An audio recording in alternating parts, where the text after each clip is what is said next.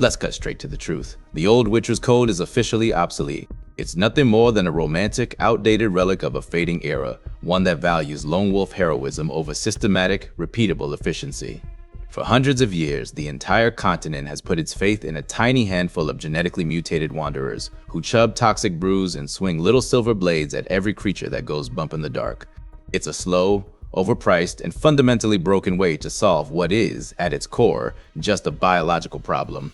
While Geralt still relies on raw reflexes and centuries-old potion recipes, we're leveraging 2026 chemical engineering and modern ballistic science to take down the continent's deadliest apex predators, methodically and reliably. We're leaving the age of the lone monster hunter behind and stepping fully into the era of the tactical engineer. By treating every monster as a set of simple, solvable biological variables, we build tools that make every traditional hunting method completely irrelevant. It's long past time we stopped fighting like a relic of the past and started hunting like trained, modern professionals. Let's kick things off with the single most overrated part of the entire Witcher profession, their alchemy. The Trial of the Grasses is a crude, high-fatality process built to create a biological link between humans and raw chaos. It does leave survivors with boosted reflexes, sure, but only at an absolutely devastating cost to the subject's physical health and mental stability.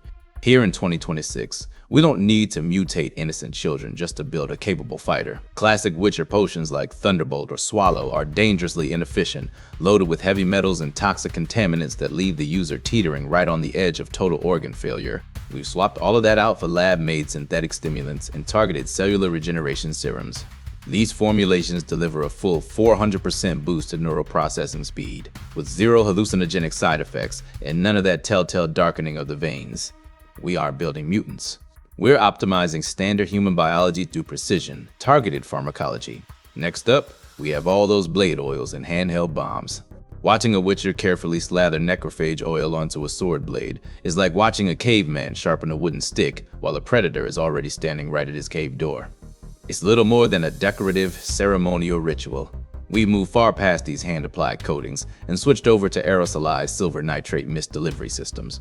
Picture a tactical team deploying a single pressurized canister that fills an entire area with a fine, concentrated cloud of silver particles. This doesn't just leave a surface scratch on a monster's hide. The silver nitrate gets inhaled deep into their lungs, coats every inch of their skin, and works its way straight into their bloodstream. For any creature vulnerable to silver, this isn't just a minor wound. It triggers a full systemic elemental shutdown, dealing constant, excruciating damage from the inside out. The monster isn't fighting a sword anymore. It's fighting the very air it has to breathe to stay alive. And what about those classic Witcher bombs, like Grape Shot or Dancing Star? They're volatile, wildly unpredictable, and let's be honest, they're tiny and underpowered. We use precision-engineered thermobaric charges instead. These are built specifically to collapse cave systems and monster nesting grounds with surgical, pinpoint accuracy. Instead of lobbing a fragile ceramic pot and crossing your fingers that it catches fire, we deploy an aerosol fuel air explosive that generates a colossal concentrated pressure wave. It sucks every last bit of oxygen out of the tunnels and ruptures the lungs of every single monster in the entire colony long before the heat even reaches them. This isn't about having a fair, honorable fight. It's about total, complete environmental neutralization of the threat. That classic, elegant sword-fighting dance is probably the most unnecessary, high-risk part of a Witcher's job. Why throw yourself into a deadly back and forth of parries and dodges at close range when you can eliminate the entire problem from 300 meters away? A vampire's supernatural speed, or even a Ciri-style short-range blink, is impressive to watch, no question. But even those abilities are still limited by the hard laws of biological reaction time. We get around this entirely with high-frequency proximity sensors and automated sentry turrets. A Katakan can move faster than the human eye can follow, sure, but it can't move faster than a computer-aided targeting system that refreshes 10,000 times every single second. The instant a sensor picks up a spatial distortion or a thermal spike, the turret adjusts its aim in real time. It doesn't aim at where the monster is right now. It aims directly at where the monster has to be next. For cutting through the thick natural armor of draconids, griffins, and chorts, we've abandoned the silver sword entirely. A sword's hitting power is always capped by how physically strong the person swinging it is. A hypervelocity round tipped with a silver tungsten alloy, by contrast, only answers to the unbreakable laws of ballistics. We're talking about projectiles traveling at a full 1,500 meters per second. When a round like that slams into a fork-tailed scales, it doesn't just punch through the outer hide. It creates a massive hydrostatic shockwave that liquefies every internal organ on impact. The silver component still delivers all the expected anti-magical effect, while the tungsten adds the raw density needed to punch straight through the creature's natural biological defenses. One shot, one clean kill.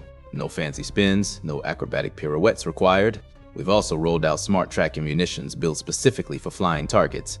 Traditional witchers carry around a tiny handheld crossbow that's barely more than a children's toy. They have to sit and wait for a siren or wyvern to dive straight at them before they can even hope for a lucky hit. Our drone teams deploy fire and forget micro missiles instead. These munitions lock onto the monster's unique heat signature and adjust their flight path in real time to intercept the target mid-flight.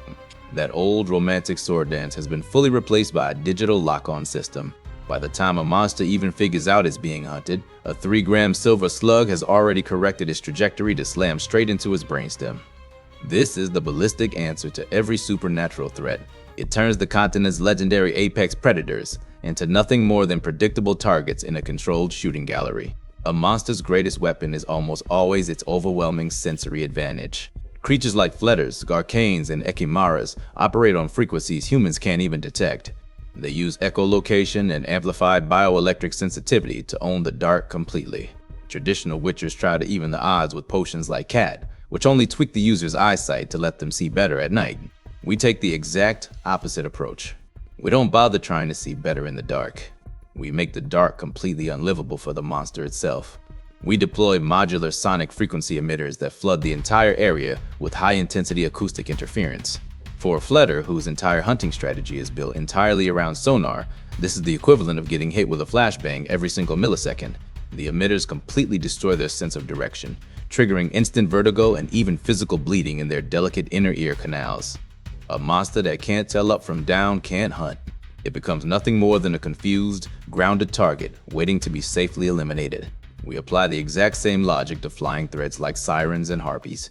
By broadcasting specific resonant frequencies, we trigger involuntary muscle seizures in their wings, forcing them to drop straight out of the sky long before they even get close enough to see our units. The trickiest targets, of course, have always been the non-corporeal ones, specters, wraiths, and noon wraiths that exist halfway between different planes of reality. Witchers rely on Erden, a magical trap that forces them to stand directly in harm's way just to lure the entity into a small circle. We consider that tactic completely unacceptable from a tactical standpoint. By studying the neurobiology and unique electromagnetic signature of these ethereal beings, we've developed localized EMP emitters and high-density ionized containment fields. These devices don't just slow down a ghost. They exert enough tangible physical force on the entity's energy lattice to force it into a fully physical, solid state. Once a specter is anchored to our plane of reality, it's no longer some spooky supernatural mystery. It's just another collection of molecules that can be torn apart by standard silver tungsten rounds. Beyond straight-up direct combat, we also use biological neutralization tactics via pheromone lures and hormonal suppression blockers. Most monsters are highly territorial, driven entirely by primal reproductive or predatory instincts. We've synthesized ultra-concentrated pheromone cocktails that can lure a leshen or a court straight out of its fortified lair and into a pre-designated kill zone. Once they're in position, we deploy aerosolized hormonal blockers that chemically shut down their entire aggressive response. We aren't just killing the beast. We're pacifying the entire local ecosystem, turning a deadly apex predator into a sluggish, lethargic biological specimen that can be safely euthanized with zero risk to our personnel. A Witcher's medallion is little more than a vibrating trinket. It tells you a monster is somewhere nearby, sure, but it can't tell you exactly where, how many there are, or even what kind of monster it is. It's a completely passive, reactive tool. Here in 2026, we require proactive, total environmental control. We use thermal imaging and LiDAR-equipped drones to map out every inch of infested territory, down to millimeter-level precision. A leshen might think it's perfectly hidden deep in an ancient forest, tangled up in tree roots and foliage, but to a LiDAR scanner, its unique heat signature and the way it warps surrounding plant life make it light up like a neon sign. We can pinpoint the forest's living heart from a command center 5 full kilometers away and mark the target for a precision strike before any of our personnel even step foot on the mossy ground. Real-time bioscanners have completely replaced the guesswork that comes with Witcher senses. When our drones fly over a necrophage nest, they aren't just scanning for movement. They're analyzing the full chemical makeup of the air and the exact toxicity levels of the soil below. All that data lets us identify the exact strain of ghoul or alghoul we're dealing with, plus its current health status and any unique genetic mutations. Every bit of that information feeds directly into our tactical augmented reality overlays. When a soldier looks through their visor, they don't just see a scary monster. They see a full digital wireframe with clearly highlighted weak points, live heart rate monitoring, and a projected movement path mapped out in real time. So-called Witcher senses are just a random biological fluke, a random mutation that happens to improve tracking ability. Our augmented reality systems turn that rare fluke into a standardized, repeatable science. We track magical energy signatures with GPS-level precision. If a mage or a monster leaves a trail of chaos energy behind, it doesn't show up as some faint scent or blurry smudge in the air. It appears as a bright, color-coded directional vector right on our tactical map. We can see straight through walls, see through magical illusions, and cut through all the fog of war that usually gets less prepared hunters killed. Total environmental mastery means the monster no longer gets any home field advantage. Every tree, every cave, every shadow is already mapped and accounted for in our full digital twin of the battlefield. Now let's talk about the cold, hard math of long-term survival. The traditional Witcher model is an absolute logistical nightmare.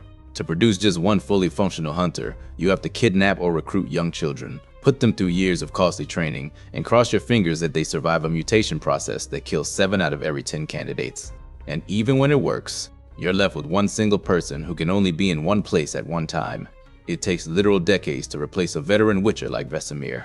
By contrast, it only takes 6 months to train an entire combat engineering squad and 3 short days to manufacture a full crate of smart munitions. We've run the full numbers on cost efficiency, comparing modern ordnance against the massive investment required to train a traditional Witcher, and the results are staggering.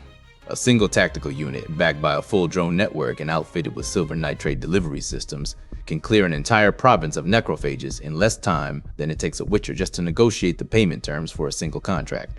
We're moving past the era of one-off individual contracts and shifting fully to industrial-scale clearing operations. We don't sit around waiting for a village to get terrorized before we act.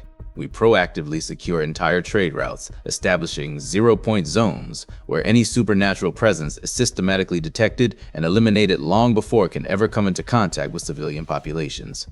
This massive shift creates an entirely new power hierarchy across the continent. Back in the old days, kings and common peasants alike were completely at the mercy of monsters and the odd reclusive mutants who hunted them. That whole power dynamic was built entirely on scarcity. There were almost no people who could solve the problem.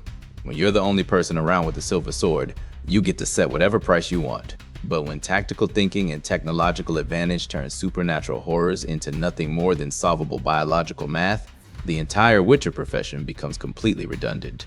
We aren't just replacing their tools and weapons, we're making their entire role unnecessary. At the end of the day, the monsters of the continent aren't magical, unkillable gods. They're biological entities, plain and simple. They have heartbeats, nervous systems, and clear, exploitable physical weaknesses. By stripping away all the myth and superstition and focusing purely on engineering solutions, we've turned the untamed wild into a fully managed environment. The terror of the dark night has been replaced by the quiet hum of cooling fans on server racks. The piercing scream of a griffin is drowned out by our sonic frequency emitters. And that legendary silver sword, it belongs in a museum. It's nothing more than a primitive relic from a time when humanity was forced to fight every battle on the monster's own terms. We don't have to sit around praying for some savior to ride into town on a horse anymore. We are the architects of a brand new world, one where the supernatural isn't a terrifying mystery to be feared, but just another set of variables to be managed and controlled. The age of the Witcher is over, and the age of the engineer has officially begun. We're taking back the continent, not with ancient magic or prophesied destiny, but with the superior, proven power of 2026 science and engineering. Thank you for sitting through this full tactical briefing. If you're interested in more breakdowns that deconstruct mythological creatures through the lens of modern warfare and science, make sure you're subscribed so you catch all our upcoming technical deep dives. At the end of the day, every monster out there is just another set of data points, waiting to be processed and erased.